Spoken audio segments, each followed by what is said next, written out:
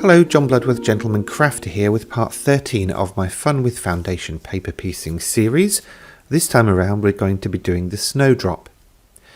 It's almost like a bit of a more complex version of the crocus that we did last week, but essentially a lot of the techniques are the same.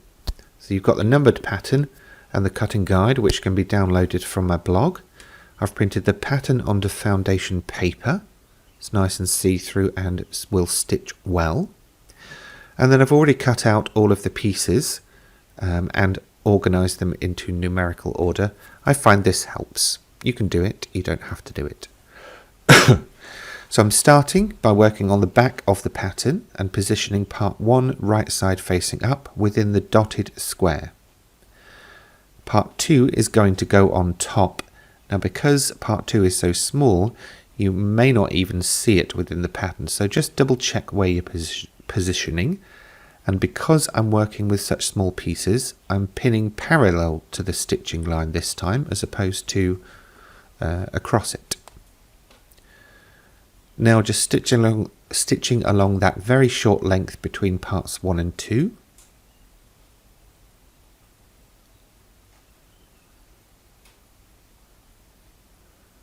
And trimming threads as I go, as normal.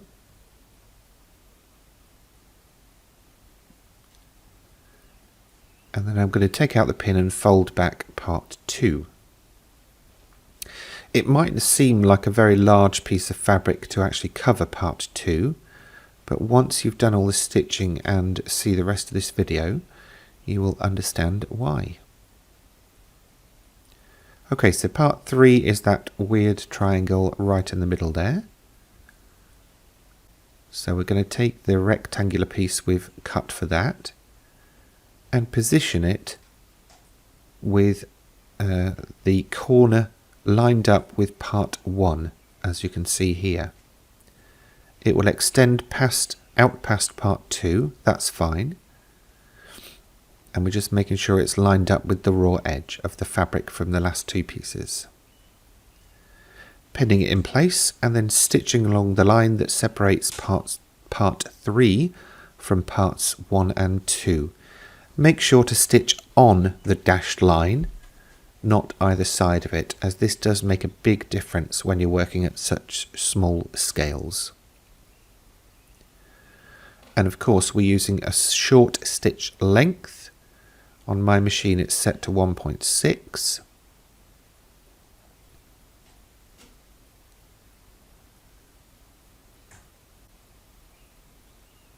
Okay, folding back part 3. Squishing the seam down with a finger presser. So a Teflon finger presser. You can obviously press with an iron if you want to fix those in place a bit better as you work. Now, so that we don't get all confused, basically I'm positioning a piece of card along the line for part 4, folding back the pattern and trimming away the excess. This also works to give me a nice neat line to put my next piece against. And because this is quite a symmetrical pattern, I'm also doing that for part 5.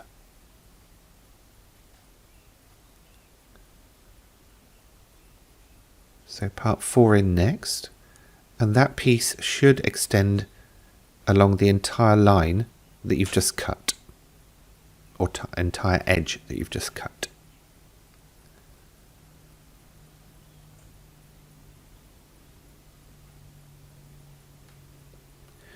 Stitching now along the line between part 4 and parts 2 and 3. I had to think then.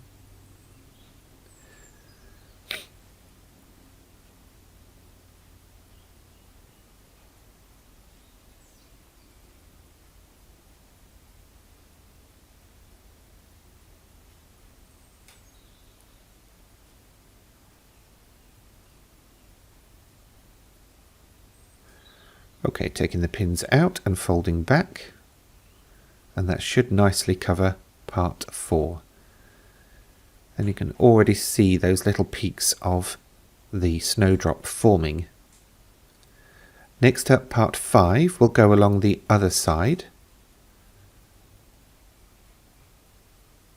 So we're lining the raw edges together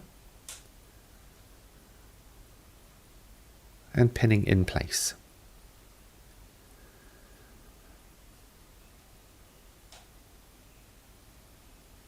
Stitching now along the line between parts 5 and 3.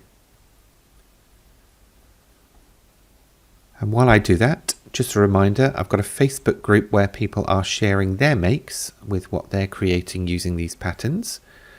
So if that's something that would interest you, please feel free to find the link below the video in the description on YouTube, or of course in the accompanying blog post on my website, gentlemancrafter.com. And if you've got any mates you think might like this video or any of the others, please do share the link. Okay, so just a quick catch up. There we are. We've got that top piece of the snowdrop formed. And now what we're going to do is attach parts 6 and 7. But as I did before, I'm going to trim away all of the bits that I don't need.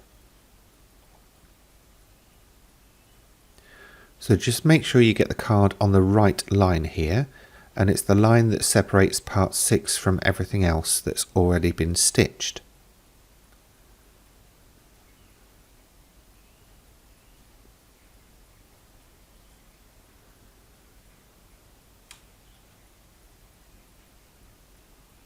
And the same again on the other side for part 7.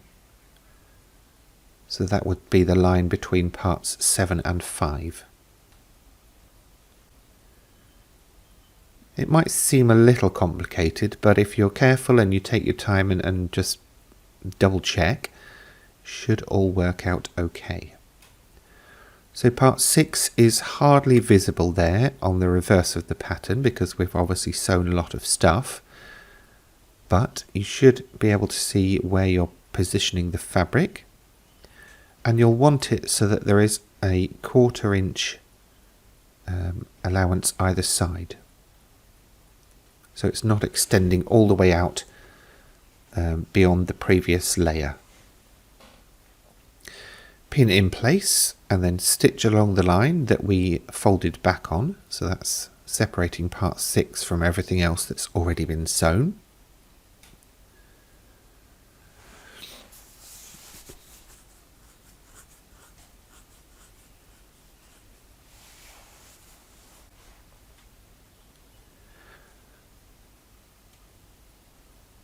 And then we're going to be folding that back as normal. Now I did say later in the year that we would be getting more complex, and as we're already at the end of March, crazy I know, I thought it's time that we sort of started expanding our skill set. And even further into the year, hopefully we're going to be doing even more complex patterns, or perhaps things that are relevant to different occasions. So if you've got any requests, please feel free to drop them in the comments below the video on YouTube, or of course on my blog.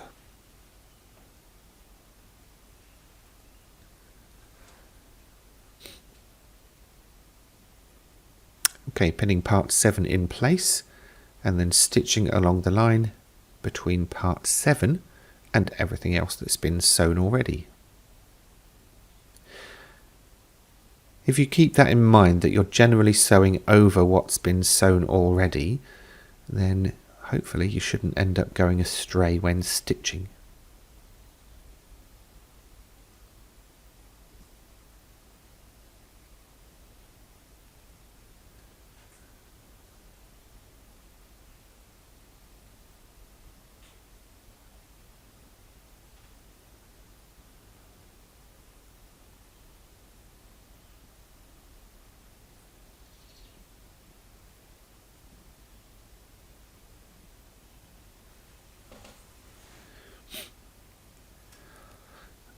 Okay, so this is rapidly growing. Next up we're working with parts 8 and 9. So we're going to do as we did before and fold those sections back and trim away the excess.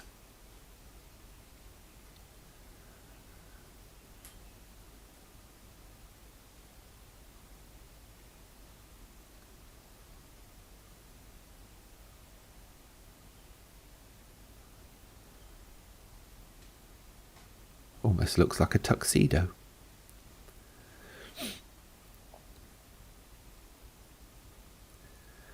So for the next two parts, you're basically covering the previous piece of fabric.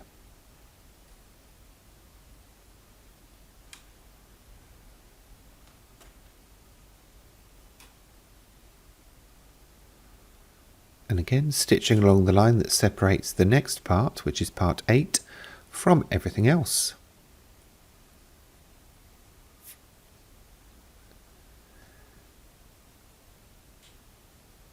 It is quite a repetitive hobby, foundation paper piecing, but it allows you to be quite precise with your stitching, and also it's very relaxing.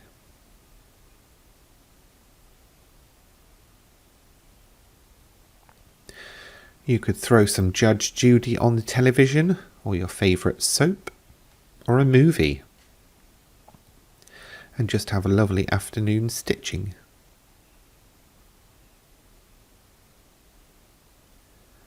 Okay, you can see there now that we've formed the left-hand side of the base of the Snowdrop. And then this next part, again, which is covering the previous piece, will form the right-hand side.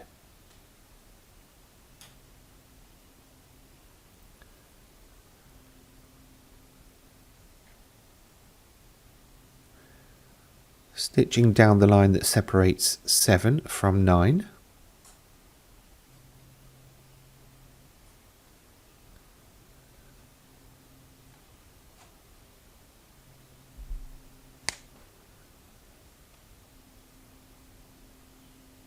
Where's that from, 7 of 9? Oh, it was Star Trek, wasn't it? She was a Borg hybrid or something.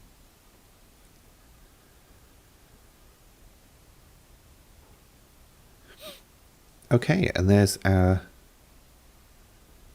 stalk, stem, leaves of the Snowdrop formed. And now the only pieces left are the corners. So as we did with the crocus last week, we're going to fold back each corner section and trim away all of the excess that we don't need. And we'll do this in one sitting, as in just go around and do them all. And then basically I'll show you how to stitch one corner on, but I won't show you all the corners because it's basically the same operation.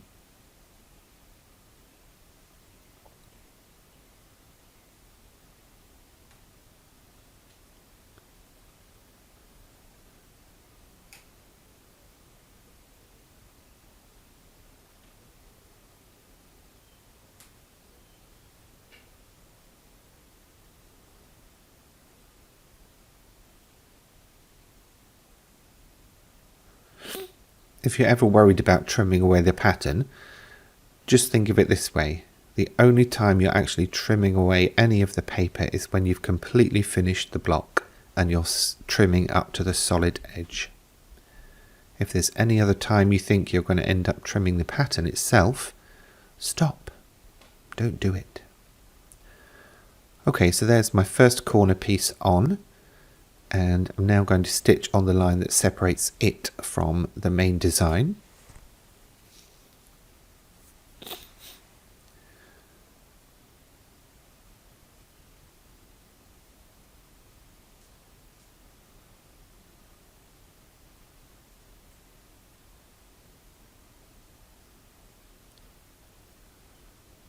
And then of course, as ever, we're trimming the threads, unpinning and folding it back, and when it's folded back it should cover the remainder of the space to the edge of the pattern. If it doesn't, but it falls within the seam allowance, so that's beyond the dotted line, that's fine. Don't panic, you can still use that block.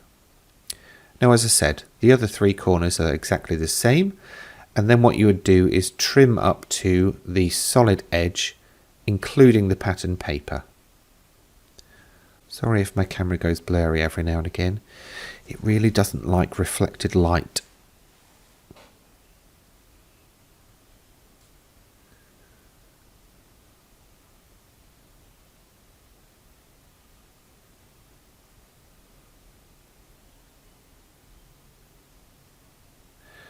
Okay, one more edge and then that's the Snowdrop design done.